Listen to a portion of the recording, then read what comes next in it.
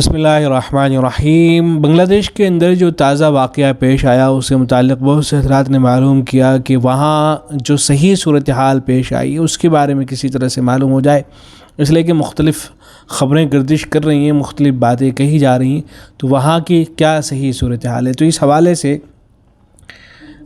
ڈھاکہ کے ایک مولانا ہیں، مولانا شہریار محمود صاحب، تو ان کی گفتگو آئی ہے جو مستند ہے بالکل، تو آپ اس کو سماعت کریں۔ اس گفتگو سے آپ کو یہ اندازہ ہوگا کہ وہاں جو واقعہ پیش آیا اس کی صحیح صورتحال کیا تھی۔ تو اس کو سماعت کر لیں، پھر اس کے بعد انشاءاللہ میں مزید اس پہ تبصرہ کروں گا۔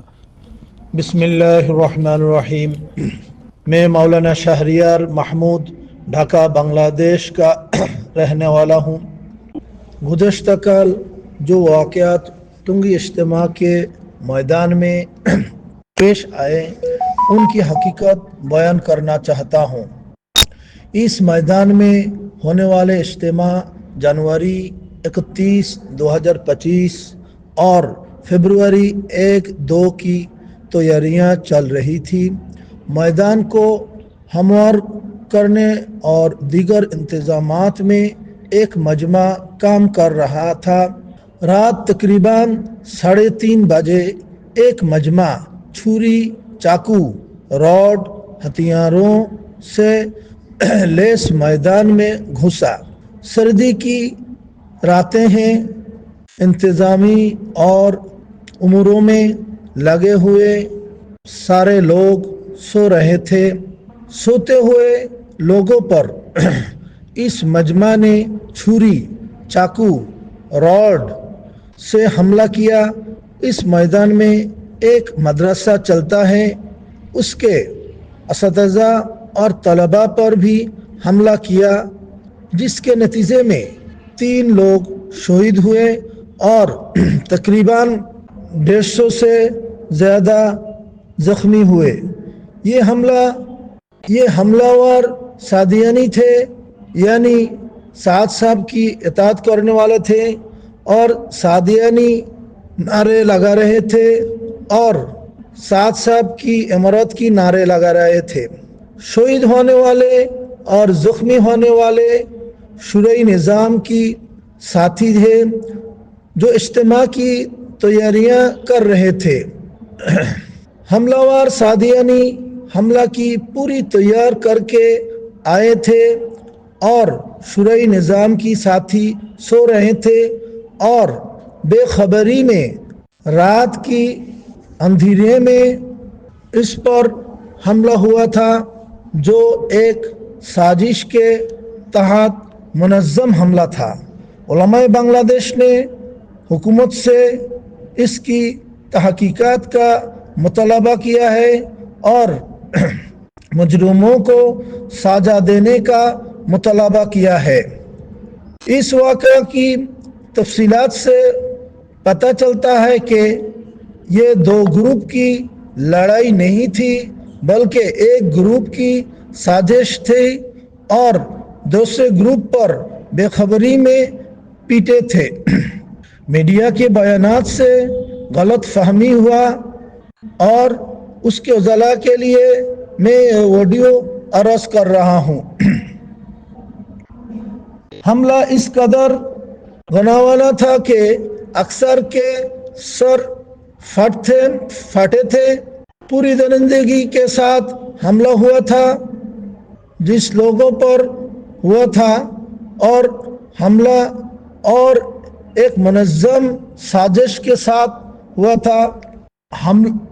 جو لوگ اجتماع کے انتظامی کاموں پر شورئی نظام کی طرف سے کام کر رہے تھے وہی شہید ہوا اور وہی زخمی ہوا جو بے خبری کے ساتھ سو رہے تھے۔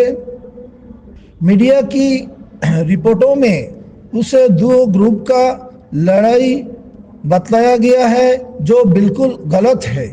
مزید کسی وضاحت کی ضرورت ہو تو مجھ سے رابطہ کر سکتے ہیں۔ میرا موبائل نمبر 008801979224403۔ السلام علیکم۔ تو یہ ہے وہاں کی صحیح صورتحال۔ اس وقت سوشل میڈیا پر دارالعلوم دیوبند کے ایک معین مدرس ہیں حضرت مولانا حکیم الاسلام قاسمی صاحب حفظہ اللہ تعالی، ان کی ایک تحریر بھی مختصر اس سے ایک تحریر ہے، وہ گردش میں ہے، آپ میں سے بہت سے حضرات نے اس کو دیکھا ہوگا۔ اس کا عنوان ہے حضرت الاستاذ مفتی سعید صاحب پالنپوری رحمہ اللہ کی پیشین گوئی۔ حضرت اقدس مفتی سعید احمد پالنپوری رحمہ اللہ نے جو باتیں فرمائی تھی کئی سال پہلے، اس کو مفتی صاحب نے یہاں پر ذکر فرما رکھا ہے حکیم الاسلام صاحب نے۔ تو وہ لکھتے ہیں کہ آج سے تقریباً 5 سال پہلے بندہ حضرت الاستاذ مفتی سعید احمد پالنپوری رحمہ اللہ سابق شیخ الحدیث دارالعلوم دیوبند کی مجلس میں بیٹھا ہوا تھا۔ حضرت کی مجلس علمی باتیں، ادبی لطیفے، سلسلے مسائل کا مجموعہ ہوا کرتی تھی۔ تھوڑی ہی دیر میں ایک عالم دین گجرات سے تشریف لائے۔ حضرت نے انہیں سامنے بٹھایا اور یہ فرمایا کہ یہ قیمتی عالم ہے، آگے جو گفتگو ہوئی وہ آبزر سے لکھنے اور بنگاہ بصیرت پڑھنے کے قابل ہے۔ گجراتی عالم نے کہا کہ حضرت آج سے 10 سال پہلے مجھے آپ سے دور حدیث شریف میں تلمذ کا موقع ملا تھا، میں آپ کا شاگرد بنا تھا، آپ سے میں نے حدیث پڑھی تھی، تو آپ نے دوران درس یہ فرمایا تھا کہ دیکھنا آج سے 10 سال بعد تبلیغ جماعت 2 گروپوں میں بڑھ جائے گی۔ تو انہوں نے کہا کہ آج حضرت میں گجرات سے یہی خبر لے کے آیا ہوں کہ آج 10 سال ہو گئے ہیں اور تبلیغ جماعت 2 گروپوں میں بٹ گئی ہے، اور یہ مقولہ صادق آیا کہ قلندر ہرچ گوید دیدہ گوید۔ آگے حضرت الاستاذ حضرت مفتی سعید احمد پالنپوری رحمہ اللہ نے جو جواب دیا وہ بھی قابل ذکر ہے۔ حضرت نے فرمایا کہ آج ایک بات اور نوٹ کر لو کہ آج سے 10 سال بعد یہ غیر مقلد بریلویت سے بڑا خطرناک فرقہ بن کر ظاہر ہوگا۔ یہ حضرت کے جملے ہیں جو دارالعلوم دیوبند کے معین مدرس نے نقل فرمائے کہ آج سے 10 سال بعد یہ غیر مقلدیت بریلویت سے بڑا خطرناک فرقہ بن کر ظاہر ہوگا۔ میرے خیال سے اس قول کو کہے 5 یا 6 سال گزر چکے، اللہ امت مسلمہ کی حفاظت فرمائے۔ حضرت الاستاد کی رائے یہی تھی جو بارہا حضرت مجلس اور درس میں فرماتے تھے۔ تبلیغ جماعت فی نفسی ہی بہت ہی بہترین کام ہے تبلیغ جماعت کا، البتہ شرط یہ ہے کہ اکابر ثلاثہ مولانا الیاس صاحب، مولانا یوسف صاحب، مولانا انعام الحسن صاحب رحمہم اللہ کے بنائے اور بتائے اصول کے مطابق ہو۔ نیز اس کام کا مقصد علماء سے ربط پیدا کرنا ہو، نہ کہ نفرت۔ بنگلہ دیش کا سانحہ واقعی قابل افسوس بھی ہے اور قابل تأمل بھی۔ اللہ اس دین متین کی حفاظت فرمائے۔ یہ دارالعلوم دیوبند کے جو معین مدرس ہیں انہوں نے لکھا ہے۔ جو واقعات پیش آ رہے ہیں ظاہر ہے بنگلہ دیش تک تو محدود نہیں رہیں گے، آگے چل کر آئندہ کسی اور ملک کے اندر بھی پیش آ سکتے ہیں۔ تو اس طرح کے جو واقعات پیش آ رہے ہیں ان کو روکنے کا کیا حل ہو سکتا ہے؟ تو بظاہر یہی معلوم ہوتا ہے کہ اس کا ایک ہی حل ہے، وہ یہ ہے کہ تبلیغی جماعت میں جتنے بھی حضرات ہیں وہ زیادہ سے زیادہ علماء سے وابستہ ہوں، ان کا تعلق علماء سے ہو۔ علماء سے تعلق بڑھتا اگر چلا جائے گا تو انشاءاللہ یہ جو چیزیں پیش آ رہی ہیں یعنی بند ہو جائیں گے۔ دیکھیں علماء کرام کے درمیان میں جب کسی مسئلے کو لے کر اختلاف بھی ہوتا ہے تو چونکہ اہل علم اختلاف کی حدود جانتے ہیں تو اس لیے وہ اختلاف امت میں رحمت کا سبب بن جاتا ہے۔ اس لیے تو یہ بات کہی جاتی ہے نا کہ امت کا علماء کا جو اختلاف ہوتا ہے وہ امت کے لیے رحمت ہوتا ہے۔ آپ نے دیکھا ہوگا کہ دارالعلوم دیوبند 2 حصوں میں تقسیم ہو گیا، ایک دارالعلوم دیوبند بنا، ایک دارالعلوم وقف بن گیا، لیکن اس کا فائدہ کیا ہمارے اساتذہ فرمایا کرتے تھے کہ اس کا فائدہ یہ ہوا کہ دارالعلوم دیوبند میں جو طلبہ پڑھنے کے لیے آتے تھے تو دارالعلوم دیوبند میں گنجائش کم تھی، تھوڑے بچوں کا داخلہ ہوا کرتا تھا، اب ایک دارالعلوم اور بن گیا ہے تو اب فائدہ یہ ہوا کہ زیادہ بچوں کا داخلہ ہونے لگا، اس کا زیادہ فائدہ ہونے لگا، جتنے زیادہ بچے پڑھ کر وہاں سے نکلیں گے اتنا زیادہ فائدہ ہے۔ یہی جب مظاہر علوم کے جو 2 حصے ہوئے وہاں بھی یہی ہوا۔ تو علماء کے درمیان میں جب اختلاف ہوتا ہے تو اس کا فائدہ ہوتا ہے، لیکن عوام کے درمیان میں جب اختلاف ہوتا ہے تو چونکہ عوام وہ اختلاف کی حدود سے واقف نہیں ہوتی تو اس کا نقصان بہت زیادہ ہو جاتا ہے۔ تو یہی چیزیں ہم دیکھ رہے ہیں، تو واحد حل یہی ہے کہ عوام جو ہے وہ علماء سے جڑے، علماء سے اگر جڑیں گے تو انشاءاللہ جو اس طرح کے فتنے پیدا ہو رہے ہیں یہ سب ختم ہوتے چلے جائیں گے۔ شیخ الاسلام حضرت مفتی تقی عثمانی دامت برکاتہ العالیہ نے اب سے سالوں پہلے فرمایا تھا۔ میں حضرت کے کچھ اقتباسات نقل کر رہا ہوں حضرت کے بیان کے، سنیے گا کہ حضرت نے کتنی عمدہ باتیں فرمائی تھیں۔ حضرت نے فرمایا تھا کہ تبلیغ جماعت تنہا ایک ایسی جماعت ہے جس کے کام سے الحمدللہ دل ہمیشہ خوش ہوتا ہے، اور اس جماعت نے ایسی بڑی عظیم خدمت انجام دی ہے جو کسی اور جماعت نے انجام نہیں دی۔ اللہ تعالیٰ نے اس جماعت کے ذریعے دین کا کلمہ کہاں سے کہاں پہنچا دیا۔ حضرت مولانا الیاس صاحب رحمہ اللہ اللہ ان کے درجات کو بلند فرمائے۔ ان کے اخلاص اور ان کے سچے جذبے نے اس جماعت کو اب تک باقی رکھا ہوا ہے، اور اس جماعت کے پیغام اور دعوت کو اللہ تعالیٰ نے چار دانگ عالم میں پھیلا دیا ہے۔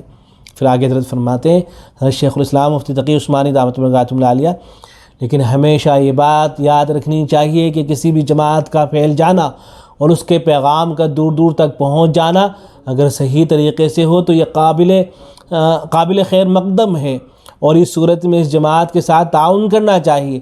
لیکن اگر اس جماعت میں خرابیاں پیدا ہو رہی ہیں یا اس کے اندر غلط فکر پیدا ہو رہی ہے تو پھر تعاون کے ساتھ ساتھ اس کی غلطی پر اس کو متنبہ کرنا بھی ضروری ہے، کیونکہ ایسا نہ ہو کہ یہ بہترین جماعت جس سے اللہ تعالیٰ نے اتنا بڑا کام لیا کہیں غلط راستے پر نہ پڑ جائے۔ بالخصوص ایسے وقت میں متنبہ کرنا اور زیادہ ضروری ہو جاتا ہے جبکہ اس کی قیادت پختہ اہل علم کے ہاتھ میں نہیں ہے، بلکہ اس جماعت میں زیادہ عنصر عوام کا ہے جو پورا علم نہیں رکھتے، اور اس جماعت کے اندر جو علماء شامل ہیں ان علماء کا مشغلہ علم نہیں ہے۔ یہ حضرت نے وہ تمام بیماریاں بتلا دی ہیں جو ہمارے معاشرے کا حصہ ہیں، جنہیں ہم اپنی آنکھوں سے دیکھ رہے ہیں، ساری چیزیں ہماری نگاہوں کے سامنے ہیں کہ یا تو عوام ہیں، اور جو علماء اس جماعت سے وابستہ بھی ہیں وہ کس طرح کے ہیں، ان کا مشغلہ علم نہیں ہے۔